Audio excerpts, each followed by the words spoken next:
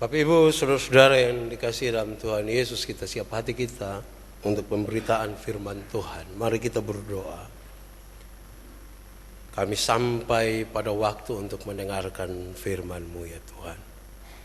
Kami mohon kepadamu, tenangkanlah semua suara. Biar kami benar-benar mengarahkan hati dan pikiran kami pada apa yang ingin Engkau katakan kepada kami. Menurut apa yang Engkau mau. Dan bukan menurut apa yang kami mau. Bukan menurut apa yang disampaikan oleh hamba-Mu. Tapi menurut pesan firman-Mu bagi kami. Karena itu Tuhan, oleh kuat kuasa Roh Kudus-Mu kami mohon hari ini kami dimampukan. Bukan saja untuk mengerti firman Tuhan. Tapi lebih dari itu kami dimampukan menjadi pelaku-pelaku firman. Berkati setiap hati yang disiapkan untuk pemberitaan ini. Berkati juga bibir mulut hamba-Mu yang berdosa ini. Biar menjadi saluran berkat bagi setiap orang yang memberi dirinya untuk pemberitaan firman hari ini. Jauhkanlah semua penggoda pencobaan. Supaya dalam damai sejahtera-Mu kami belajar firman Tuhan. Kami rindu pada firman. Berfirmanlah bagi kami Tuhan. Dalam nama Yesus firman yang hidup itu kami berdoa. Amin. Bapak Ibu saudara-saudara, majelis Sinode Gemit menetapkan hari ini pembacaan untuk kita renungkan terambil dari Injil Lukas pasal 4 ayat 16 sampai ayat yang ke-30. Injil Lukas pasal 4 ayat 16 sampai ayat yang ke-30 tertulis di bawah perikop Yesus ditolak di Nazaret. Ia datang ke Nazaret, tempat ia dibesarkan. Dan menurut kebiasaannya pada hari Sabat ia masuk ke rumah ibadat. Ia lalu berdiri hendak membaca dari Alkitab. Kepadanya diberikan kitab Nabi Yesaya, dan setelah dibukanya ia menemukan nas di mana ada tertulis, Roh Tuhan ada padaku, oleh sebab ia telah mengurapi aku untuk menyampaikan kabar baik kepada orang-orang miskin. Dan ia telah mengutus aku untuk memberitakan pembebasan kepada orang-orang tawanan dan penglihatan bagi orang-orang buta, untuk membebaskan orang-orang yang tertindas, untuk memberitakan tahun rahmat Tuhan telah datang. Kemudian ia menutup kitab itu, memberikannya kembali kepada pejabat, lalu duduk. Dan mata semua orang dalam rumah ibadat itu tertuju kepadanya. Lalu ia memulai mengajar mereka, katanya, pada hari ini genaplah nas ini sewaktu kamu mendengarnya. Dan semua orang itu membenarkan dia, dan mereka heran akan kata-kata yang indah yang diucapkannya. Lalu kata mereka, bukankah ia ini anak Yusuf? Maka berkatalah ia kepada mereka, tentu kamu akan mengatakan pepatah ini kepadaku, hai tabib, sembuhkanlah dirimu sendiri, perbuatlah di sini juga, di tempat asalmu ini, segala yang kami dengar yang telah terjadi di Kapernaum. Dan katanya lagi, aku berkata kepadamu, sesungguhnya tidak ada nabi yang dihargai di tempat asalnya. Dan aku berkata kepadamu, dan kataku ini benar, pada zaman Elia terdapat banyak perempuan janda di Israel ketika langit tertutup selama 3 tahun dan 6 bulan. Dan ketika bahaya kelaparan yang hebat menimpa seluruh negeri. Tetapi Elia diutus bukan kepada salah seorang dari mereka, melainkan kepada seorang perempuan janda di Sarfat di tanah Sidon. Dan pada zaman Nabi Elisa banyak orang kusta di Israel, dan tidak ada seorang pun dari mereka yang ditahirkan selain daripada Naaman orang Syria itu. Mendengar itu sangat marahlah semua orang yang di rumah ibadat itu. Mereka bangun lalu menghalau Yesus keluar kota dan membawa dia ke tebing gunung tempat kota itu terletak, untuk melemparkan dia dari tebing itu. Tetapi ia berjalan lewat dari tengah-tengah mereka lalu pergi. Demikian firman Tuhan. Berbahagia setiap orang yang mendengar firman, memelihara dan melakukan dalam hidup setiap hari. Haleluya. Haleluya.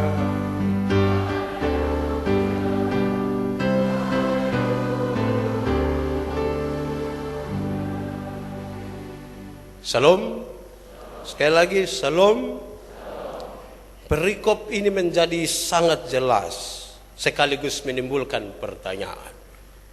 Yesus ditolak di Nazaret. Kok ada orang berani sekali tolak Yesus?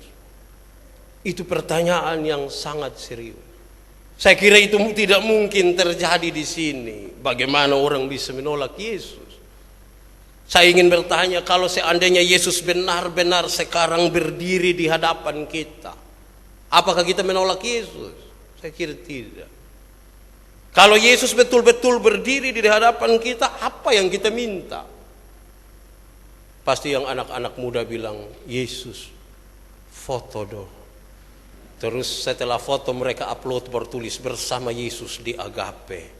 Tidak apa-apa juga. Pasti yang orang-orang tua minta umur panjang, minta sehat, yang sakit juga minta sehat, minta punya cucu, minta punya rumah, dan seterusnya. Tidak mungkin menolak. Lebih jauh kita melihat pembacaan ini. Siapa menolak Yesus? Ternyata orang-orang di Nazaret. Orang-orang yang sekampung dengan Yesus. Orang-orang yang kemungkinan besar bersama-sama dengan Yesus. Mereka kenal baik sama Yesus.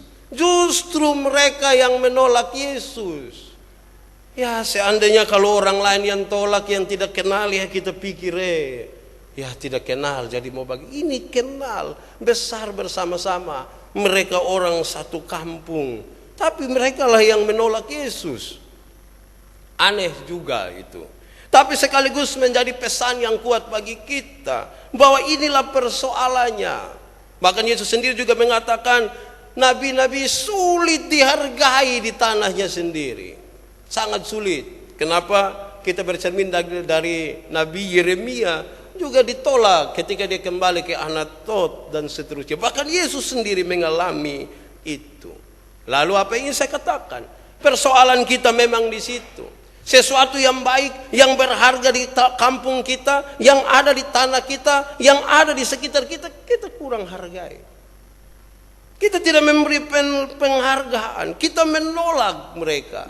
Tapi yang dari jauh, yang kita dengar samar-samar itu begitu kita hormati, begitu kita hargai. Saya jadi ingat ketika saya kira-kira 3 tahun lalu ada dalam sebuah KKR di jemaat Hore Perumna. Selesai berkhotbah, datang seorang ibu ke saya, dia bilang begini, Pak Pendeta, khotbah luar biasa. Saya bilang, iya, saya memang begitu.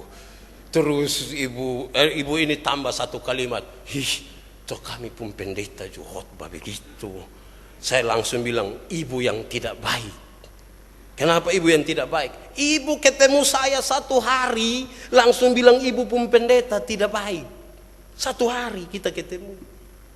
Ibu tidak tahu saya dari mana begitu. Ibu datang ketemu saya dan ibu bilang saya begitu baik. Padahal khotbah yang tadi saya bawa, saya bawa keliling-keliling. Baru terakhir di Horeb ini. Tapi ibu bilang saya baik. Sementara pendeta yang tinggal dengan ibu selalu memberikan khotbah, selalu mempersiapkan. Kalau ada 52 hari Minggu, dia siap 52 makanan yang beda. Dan ketika ibu berjumpa dengan saya, ibu bilang dia tidak baik. Sebenarnya yang tidak baik siapa? Ibu yang tidak baik. Saya jujur sekali mengatakan itu. Kenapa? Karena itu memang soal kita. Bahwa ketika ada sesuatu yang ada di sini yang baik, kita kurang memberi perhatian. Kita suka sesuatu yang tapi tidak berarti bahwa tidak boleh. Boleh. Tapi penghargaan yang baik itu menjadi catatan serius. Kalau tidak hal seperti ini dirasakan. Saudara-saudara, Nazaret, satu kota yang kecil sebenarnya, lebih dikenal sebagai kampung, tempat di mana para nelayan, para gembala, para petani mencari nafkah mereka. Dan Yesus besar di situ dalam sebuah keluarga seorang tukang kayu yang sangat sederhana. Kemungkinan besar inilah yang membuat Yesus ditolak. Kalau tiap hari kita baku lihat ini, baru lu tiba-tiba datang. Dan saya kira itu yang membuat mereka menolak Yesus. Padahal orang-orang lain tetap mengakui. Bahkan ketika Yesus mati, tertulis di atas salib Yesus, dialah orang Nazaret, raja orang Yahudi. Pengakuan itu datang dari mana-mana, tapi tidak dari orang Israel, tidak dari orang Nazaret sendiri. Justru mereka menolak dia. Tempat sekarang, di mana Yesus ditolak? Pembacaan tadi mengatakan Yesus ditolak di sinagog, sebuah tempat ibadah. Jadi bukan Yesus ditolak di Paklaru, tidak. Ditolak di dalam rumah ibadah. Saudara-saudara, apa itu sinagog? Itu nama tempat ibadah dari orang Yahudi. Dalam bahasa aslinya ini disebut sebuah perkumpulan. Maka sinagog lebih menekankan kepada sebuah persekutuan dan bukan bangunannya. Anda bayangkan sekarang, ini hal yang luar biasa. Yesus itu ditolak di tempat ibadah oleh orang-orang yang beribadah, bukan di Paklaru, bukan di orang-orang yang tiap hari bermain judi, tapi oleh orang-orang yang beribadah. Saya bawa seminar minggu lalu di Kupang Tengah, saya bilang yang bawa pena dengan kertas, coba gambar gereja dulu. Coba gambar gereja. Dorong semua gambar. Kemudian tidak tahu gambar Bapak, gambar-gambar. Saya tahu kamu bukan arsitek, jadi gambar saja. Tidak apa-apa. Mereka gambar habis, saya bilang coba angkat semua gambar. Mereka angkat semua dan semua gambar seperti rumah begitu. Saya bilang ini tidak alkitabiah. Bagaimana tidak alkitabiah? Mereka marah saya. Kok Pak Pendeta masih bilang tidak alkitabiah? Iya, karena menurut Alkitab gereja itu orang-orangnya, bukan gedungnya. Kalau pemahaman kita gereja masih gedungnya, pasti orang-orangnya ditolak. Kalau hari ini saya bilang saudara gambar gereja, gambar saya pemuka di situ, pasti itu gereja. Gambar Bapak Ibu pemuka, gambar istri yang 10 tahun lalu dengan yang sekarang, gambar anak, gambar bapak, bagus itu. Karena gereja adalah orang-orangnya, bukan gedungnya. Saya kira ini menjadi catatan yang serius, bahwa gereja harus diberi perhatian bahwa dialah orang-orangnya, bukan gedungnya. Dan Yesus ditolak di tengah-tengah persekutuan itu oleh orang-orang yang terus belajar tentang firman Tuhan, yang terus mendekatkan diri kepada Tuhan, dan mereka menolak Yesus. Pertanyaan sekarang, lalu bagaimana Yesus bisa ada di situ, di dalam sinagog itu, dan mengajarkan sesuatu di situ? Ada 2 alasan saya kira. Yang pertama, Yesus bisa ada di situ oleh karena mereka banyak dengar tentang Yesus. Cerita dalam pembacaan tadi mengatakan, coba buat dulu di sini sama seperti yang kau membuatnya di Kapernaum. Di kota-kota lain di mana engkau mengadakan mujizat-mujizat itu, buatlah juga di sini supaya kami lihat dan kami mengalami juga. Pas ketika mereka tahu bahwa Yesus sementara berkunjung ke Nazaret, melihat keluarganya, mereka bilang, tolong singgah ke khotbah ame sedikit. Dan mereka ada di situ. Jadi Yesus berdiri di situ, sah, luar biasa memang. Tapi alasan kedua ini menarik. Bukan sembarang orang bisa berdiri di situ.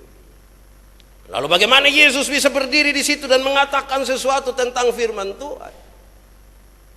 Beberapa waktu yang lalu ketika KKR bagi remaja, saya bilang remaja yang menjadi seperti Yesus adalah remaja yang mengikuti tahap-tahap kehidupan ini dengan baik. Orang-orang Yahudi dalam hidupnya mereka isi waktu mereka banyak sekali dengan firman Tuhan. Saya coba melihat dan membedakan. Pertama, di usia 5 tahun anak-anak orang Yahudi sudah membaca dan menghafal dengan baik Taurat. Umur 5 tahun mereka mulai, jangan ada padamu Allah lain di hadapanku, jangan membuat bagimu patung, ingatlah dan kuduskan hari Sabat. Jangan menyebut nama Tuhan alam. Dan situ dong umur 5 tahun. Kita pun 55 tahun belum hafal. Itu dia pun soal di situ. Tapi di sini sudah hafal semua saya kira. 5 tahun. Sebab kalau belum hafal mau berdiri sini omong apa? Omong kosong itu. Hafal 5 tahun. Beda dengan kita pun anak-anak. Umur 5 tahun bukan suruh hafal ini 10 hukum, bilang cogoyang inul coba gitu. Cogoyang kok ini Om Pendeta lihat, bayangkan itu. Dan kita kira itu prestasi. Tidak, kegagalan itu. Gagal itu. Umur 5 tahun mereka hafal Taurat. Umur 10 tahun mereka telah belajar bagian-bagian hukum Taurat yang tidak tertulis. Umur 10 tahun. 10 tahun itu 10 hukum itu telah dijabarkan menjadi 613 pasal. Dan umur 10 tahun mereka sudah belajar itu. 613. Kita punya kalau suruh hafal 20 ayat dan bilang, aduh, ini otak su berat. Badan su berat, otak su berat, tertindih dengan beban berat. Ya, gitu ya. Umur 10 tahun mereka telah belajar penjabaran dari hukum Taurat. Umur 13 tahun anak-anak orang Yahudi telah berbicara tentang diskusi para rabi dan guru agama tentang etika, moral dan sejarah. Umur 13 tahun mereka telah belajar itu, diskusi para nabi tentang etika, moral dan sejarah. Umur 20 tahun mereka telah belajar tafsir hukum Taurat. Masuk semacam madrasah begitu dan belajar. Wajib itu. Silakan boleh sekolah lain, silakan boleh usaha lain, tapi ini tahapan-tahapan yang wajib. Orang tua dukung itu.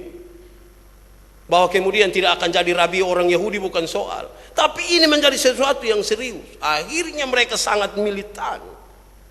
Umur 30 tahun mereka boleh berdiri di hadapan banyak orang dan menyampaikan tentang firman. Dan ketika Yesus ada di situ, Yesus kira-kira berusia 30 tahun. Pas. Kenapa? Karena tahapan-tahapannya jelas.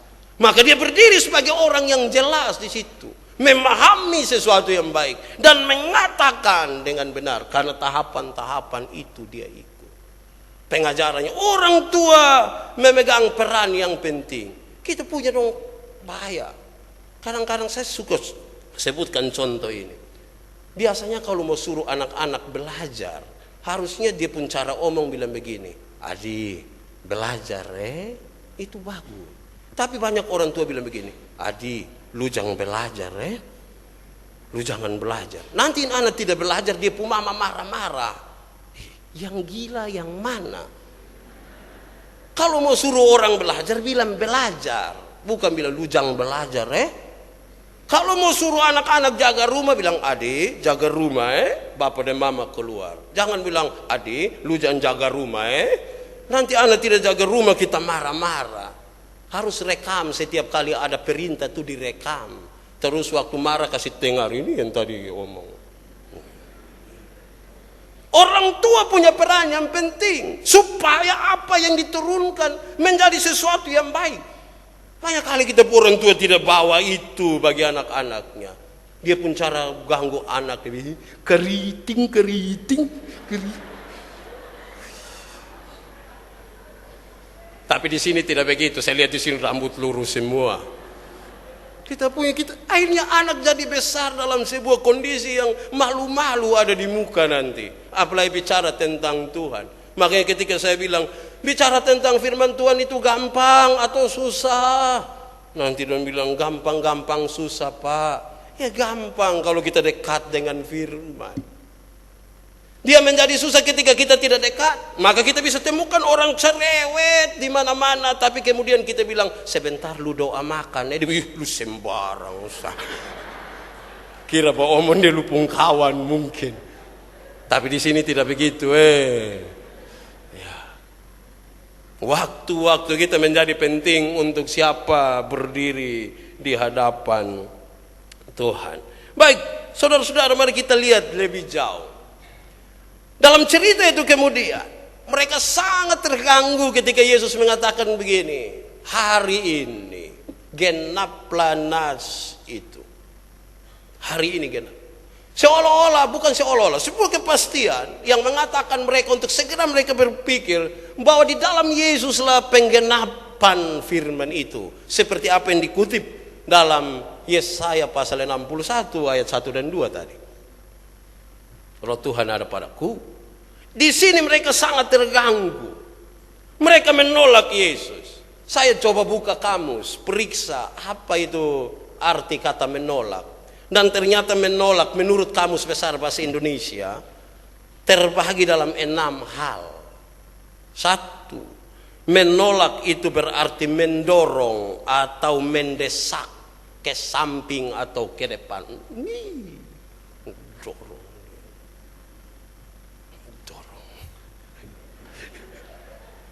Itu biasa terjadi di tempat antrian, tapi di sini tidak begitu.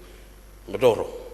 Mereka mendorong, dan catatan kitab suci tadi mengatakan hal itu dilakukan kepada Yesus.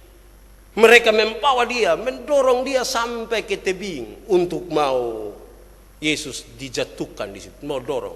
Tapi Yesus keluar dari tengah jalan. Belum waktunya untuk dia mati dengan cara itu. Walaupun kemudian nanti dia mati dengan cara yang lebih sadis. Tapi mereka mendorong. Yang kedua, menolak berarti mencegah atau menangkal bahaya. Mencegah bahaya, menangkal, sama ke penangkal petir itu. Taruh begitu. Bagi mereka ajaran Yesus ini bermasalah. Ketika dia mengatakan genaplah firman itu, pada saat kamu mendengarkan, ini harus ditangkal ini. Ini harus dicegah. Sebab kalau ini terus meluas akan jadi masalah yang besar. Harus ditangkal. Ketiga, menolak berarti tidak menerima.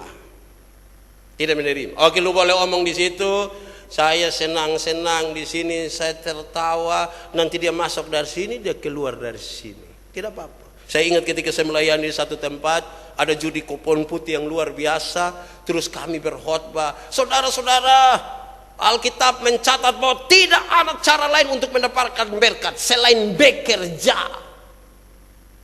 Terus minggu depan mereka bungkus persembahan pakai kupon putih, terus isi di dalam kantong kolekte. Wih, kok bisa begini? Keluar dalam diskusi dengan jemaat bilang begini, kenapa kamu Bapak dong omong begitu? Iya, kok memang kami pun tugas kasih tahu. Oke Bapak, kita berbagi tugas Bapak dong pun tugas omong-omong, kami pun tugas lakukan. Begitu. Jadi kami tetap judi, Bapak dong tetap omong, tidak ada yang saling mengganggu. Menolak juga. Menolak berarti tidak menerima walaupun dengar. Walaupun tahu. Dan menurut kamus tadi, menolak berarti tidak terima, tidak mengabulkan. Keempat, menolak berarti tidak membenarkan. Tidak membenarkan. Ya lu omong salah. Salah besar itu. Tidak, saya tidak menolak. Dan itu juga yang mereka lakukan untuk Yesus. Bagi mereka yang Yesus bicara itu salah itu. Tidak alkitabiah itu. Tidak pas itu. Dan itu perlu ditolak. Yang terakhir, menolak berarti memotong sedikit, korting begitu, potong. Ini tidak bisa semua saya terima, ini tidak bisa. Menolak juga.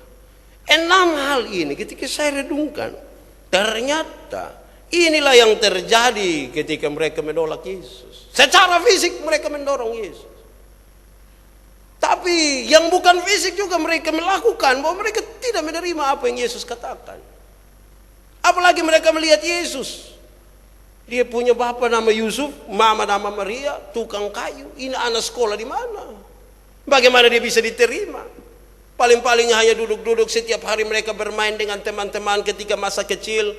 Yusuf ada sementara pahat-pahat, Yusuf bilang, Yesus, ya, lu ame sekaf di belakang, Yesus begitu, dan tiba-tiba dia jadi seorang yang mengatakan sesuatu yang luar biasa. Sulit. Sangat sulit untuk diterima. Padahal pikiran mereka pertama adalah Yesus yang luar biasa ini. Kalau kemudian dia menjadi sangat luar biasa dan menyatakan sesuatu mujizat yang besar di dalam sinagog itu, maka orang-orang yang dekat dengan dia akan mengatakan, itu bepung kawan. Dulu kita main kelereng sama-sama, dia pungkuti begini, bepungkuti begini. Dong akan cerita kedekatan mereka. Biasa kalau orang sudah jadi besar itu kan dia pun teman-teman yang baru dong banyak sekali. Cerita dulu kita sama-sama. Bab tua dulu biasa di rumah, padahal pisah kali saya juga. Tapi karena su besar tuh jadi kita kasih tahu seolah-olah kita sangat dekat. Saya kira Saya kalau duduk-duduk ibu pendeta tiba-tiba jadi gubernur NTT, pasti saya bilang, lo tahu kok tidak? Itu saya pu istri itu. Ya. Saya pu istri. Pasti saya rasa gitu. Tapi karena Yesus tidak melakukan sesuatu seperti yang mereka mau itu dalam rumah ibadah, maka mereka bilang, wah ini tidak benar ini. Ini harus. Ini kemudian menjadi pesan bagi kita bahwa ternyata mujizat yang diminta oleh orang-orang di Nazaret bukan tujuan utama Yesus hadir di Nazaret. Mujizat memang ada, tapi jangan menggantungkan diri pada mujizat. Karena Tuhan datang juga bukan untuk bikin mujizat. Tuhan datang dengan jelas ingin menebus dosa dari saya dan saudara supaya kita bisa masuk surga. Nanti mujizat menyusul di situ. Tidak apa-apa. Jangan menggantungkan diri di situ. Maka ketika perhatian kita pada mujizat, kita menjadi bermasalah ketika kita tidak menemukan apa yang disebut dengan mujizat menurut kita. Kenapa? Saya bilang di mana-mana, berdoalah begitu rupa sampai menemukan jawaban Tuhan, bukan berdoa sampai menemukan apa yang kita mau. Seringkali kita berdoa untuk menemukan apa yang kita mau dan bukan yang Tuhan mau. Maka dalam gereja banyak orang selalu berkata begini, itu bab tua kalau berdoa 1 kali sah. Itu mam tua kalau berdoa 2 kali sah. Dan itu kakak tua kalau berdoa 3 kali sah. Padahal sebenarnya bukan mereka yang kasih itu, Tuhan memberi itu. Tema-tema sekarang. Ketika Yesus hadir di tempat itu, tema-tema yang Yesus bawa sebenarnya hanya tema yang sederhana. Ada 2. Yang pertama, dia membawa sebuah tema tentang keadilan sosial. Keadilan sosial. Pertama, roh Tuhan ada padaku. Oleh karena dia mengurapi aku supaya apa? Supaya hidup bersama-sama dengan orang-orang miskin. Orang miskin banyak gitu. Dan kalau roh Tuhan ada padaku, saya diutus hidup bersama-sama dengan mereka yang miskin. Lantas kalau kita langsung seberangkan itu dalam dunia masa kini, kalau saya dan saudara mengaku bahwa roh Tuhan ada pada kita, maka hiduplah dengan mereka yang miskin. Pada saat kita menolak itu, kita menolak, masa su miskin begini pi hidup, dia miskin lebih tambah parah kita pu hidup. Maka banyak orang lebih suka merapat kepada yang kaya, bukan berbagi rasa dengan mereka yang susah. Hari Jumat malam ketika sama-sama dengan kaum bapak, saya bilang begini, kadang-kadang kami pendeta juga begitu. Ketika berdoa bagi orang-orang yang kaya, kami akan tanya, Bapak, kita berdoa bagi apa lah? Berdoa kasih anak-anak kok, menantu kok, cucu kok, rencana kok, ya, bagi orang. Tapi kalau berdoa bagi orang miskin, kita bilang, lu tutup mata kok, saya berdoa sudah. Kalau Tuhan berkenan jadi, kalau tidak ya tah sabar orang saya sabar disayang Tuhan. Bayangkan itu. Roh Tuhan ada padaku, mengurapi aku supaya hidup dengan mereka yang miskin. Untuk hidup dengan mereka yang buta. Yang butuh sekali kita menuntun mereka.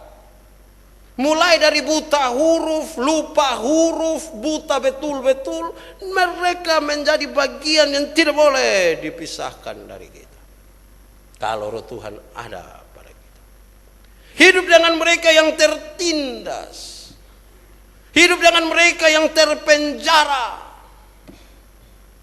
Terpenjara dalam banyak arti, termasuk terpenjara secara fisik.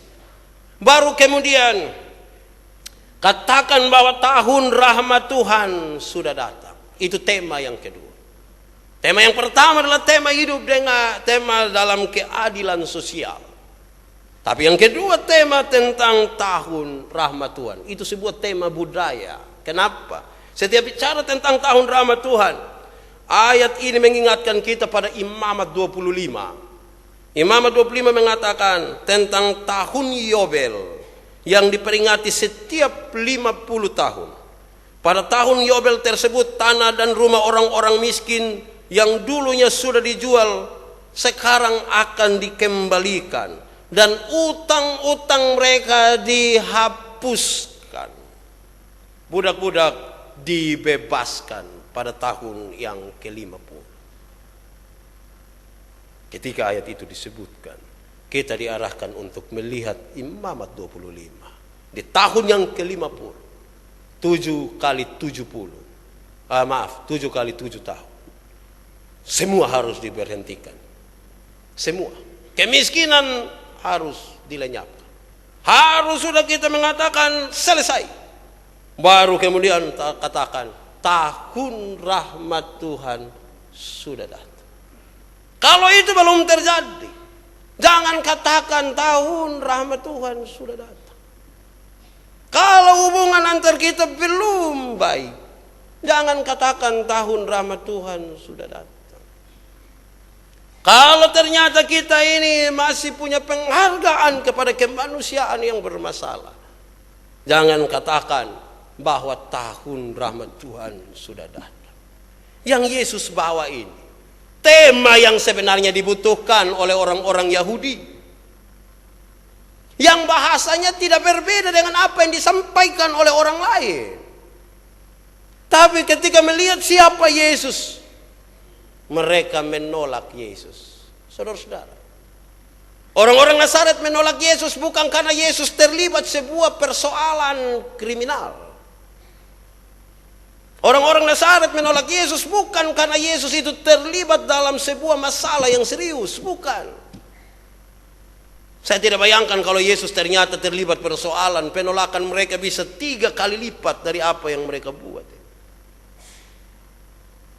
Yesus justru ditolak hanya karena mereka tahu siapa Yesus dari latar belakang. Latar belakang keluarga. Maka Yesus tidak segan-segan untuk mengatakan, ketika mereka bisik-bisik bilang begini, bukankah dia Yusuf pu anak, Maria pu anak? Yesus mendengar itu dan Yesus bilang begini, pasti bapak mama ingin mengatakan, bikin dulu di lupur rumah, baru bikin di tempat lain. Tapi Yesus mengambil sebuah contoh bilang begini, dulu ketika hujan tidak turun 3 tahun setengah, ada banyak orang susah makan minum, banyak janda Israel kesulitan. Tapi Elia tidak diutus kepada mereka di Israel. Dia diutus kemana? Kepada seorang janda di Sarfat. Dulu ketika banyak sekali orang kusta di Israel dan mereka ditolak oleh masyarakat secara umum, justru Elisa tidak diutus kepada salah satu dari mereka, tapi justru diutus kepada Naaman, orang yang bukan orang bangsa mereka. Supaya perlahan-lahan kemudian mereka melihat bahwa pekerjaan Tuhan itu begitu besar. Kalau kita baca dalam Yesaya pasal 60, mengarahkan kita untuk melihat bahwa pembebasan Mesias itu terjadi khusus bagi bangsa Israel. Tapi penggenapan setelah 700 tahun kemudian ketika Yesus datang, Yesus mau katakan bahwa pembebasan itu tidak cukup bagi Israel saja, tapi bagi seluruh dunia, bagi semua orang. Bahwa pertama-tama kalau kita baca dalam Matius pasal 10, kamu diutus pertama-tama kepada domba-domba orang Israel, tapi kemudian harus keluar. Supaya apa? Supaya jangan kita bilang kalau begitu yang penting pelayanan keluar bagus, di dalam kurang bagus. Tidak bisa. Yerusalem menjadi tempat pertama, Yudea, Samaria, dan terus ke ujung-ujung bumi.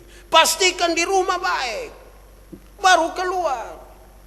Supaya jangan keluar bicara firman di rumah tukang bamaki. Pas kebetulan kita duduk sama-sama, dia pun bamaki, baru dia pukul mulut. Aduh ampun. Ini hanya di mulut, sebab di hati tidak, omong kosong. Karena apa yang keluar itu gambaran dari hati, tidak mungkin dari luar. Makanya perkuat dulu di dalam, baru keluar beres. Banyak kali kita begitu. Saya marah sejumlah orang persekutuan doa, ketika doa-doa biasa setiap hari don tidak datang. Tapi kami mau sekarang ibadah di perayaan HUT persekutuan doa nanti mulai tanggal 2 sampai tanggal 5 di Sabu, semua mau pi. Don telepon kotanya bilang, ini kita pergumulan tanggal berapa begitu. Tanya memang pergumulan, terus datang ibadah terakhir mereka ada ruang kesaksian, ada satu orang bangun langsung dia bilang, kalau selama ini Bapak Ibu lihat saya tidak ada di sini, itu mau kasih tahu lu.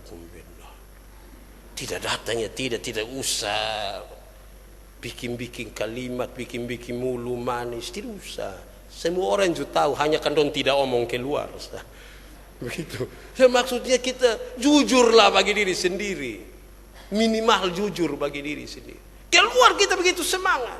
Di dalam bisa saja kita tidak peduli dengan banyak. Harus mulai dari dalam, baru kemudian di luar. Sehingga ketika kita bicara tentang satu di luar sana, tidak usah lagi kita bicara di rumah karena beres. Saya bilang bahwa kalau mau tahu pendeta-pendeta itu baik, penatua diaken baik, pimpinan persekutuan doa baik, jangan tunggu waktu orang berkhotbah. Semua baik habis. Coba tinggal dan di dompu rumah, coba. Kita akan menemukan hal yang asli. Asli. Saya khotbah di mana-mana, habis khotbah dong bilang itu pendeta kalau khotbah. Saya jawab dong ya iya, lu belum tinggal dengan saya 1 minggu. Jangan sampai ketika tinggal dengan saya 1 minggu sama dengan orang-orang alor yang biasa bilang begini, bah pendeta juga begitu. Betapa pentingnya kesaksian hidup kita memberkati orang lain. Betapa kehadiran kita kemudian menjadi sukacita dan berkat. Kalau tidak dalam pengertian tadi, banyak kali tindakan kita justru menolak Yesus. Saya ingin menegaskan kembali kepada kita. Penolakan bagi Yesus bukan dilakukan oleh orang-orang yang tidak kenal Yesus. Bukan dilakukan di paklaru, terjadi di dalam persekutuan. Dan oleh orang-orang yang mengenal Yesus. Tuhan memberkati kita dengan firman. Amin. Mari kita berdoa. Bapa, terima kasih untuk firman. Kami renungkan dalam seluruh keterbatasan dan dosa kami. Tapi kami percaya kalau Kristus di dalam kami dan kami di dalam Kristus, benih-benih firman ini akan bertumbuh dan berbuah dalam hidup kami. Terima kasih Engkau mengingatkan kami hari ini. Betapa kami juga mungkin mengenal Engkau. Betapa kami hidup bersama-sama dengan Engkau. Tapi ada sisi-sisi di mana kami menolak Engkau hanya karena Engkau tidak memenuhi apa yang kami mau. Kami mohon ampun Tuhan. Karena kami suka membandingkan Engkau dengan apa yang terjadi dalam dunia ini. Yang segera harus terjadi kalau kami punya uang. Yang segera harus terjadi kalau kamu punya kesempatan. Kami mengerti maksud firman. Biar itu tidak cukup sebagai pengertian kami saja. Tapi biar itu kami pakai dalam hidup kami.